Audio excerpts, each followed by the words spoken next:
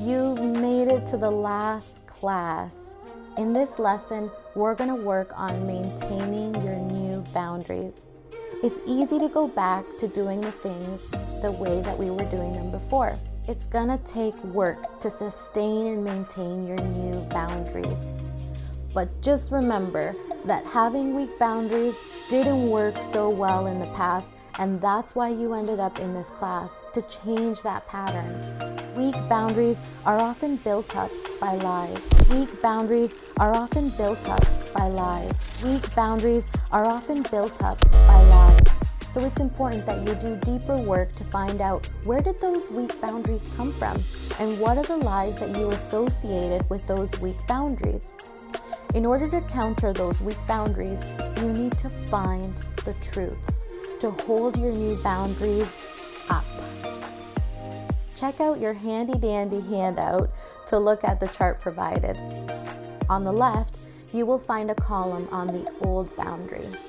In the example provided, the weak boundary is that the person who helps everybody at any time they want it, even if it gets in the way of their own needs and responsibilities, is helping everybody all the time.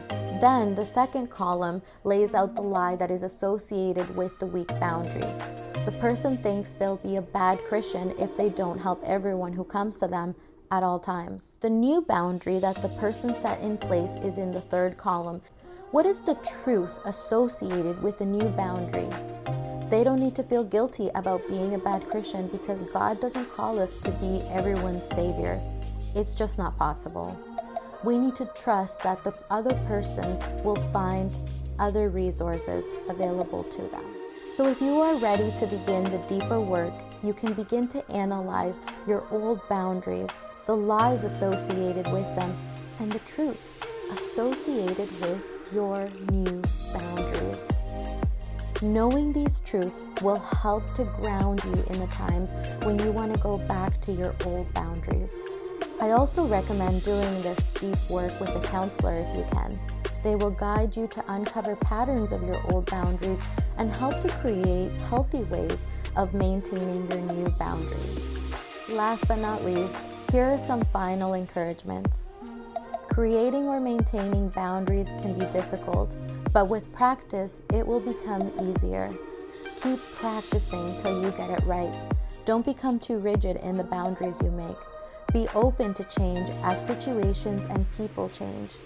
There's no set formula to having boundaries, so you need to grow with your boundaries as situations in your life are matured due to your new boundaries. For example, there was a person who worked on their boundaries and learned how to say no. This was so awesome for her because she always felt stepped on by so many people, feeling like she was doing things for them that she didn't want to do. When she learned how to say no, her life became so empowered. She got into the habit of saying no to many things that her boundaries went from being porous to being rigid. This closed her off to many of her healthy relationships. Boundaries aren't just about saying no all the time, so make sure you grow with your boundaries as the situations in your life change. Go back to the material you've learned and work on that so that you can be strengthened to continue and build your boundaries all the time. Last but not least, you are important. So create healthy boundaries. Do you have any encouragements for yourself? Feel free to jot it down so that you can go back to it later when you need a reminder of why to stick to your new and healthy boundaries. Well, I hope that this course has been helpful and that you've been able to learn lots. I hope that one day we get to hear about how much you've grown and how healthy boundaries have changed your life. Congratulations for finishing this course. Take care, and I wish you the very best. Continue to build those boundaries.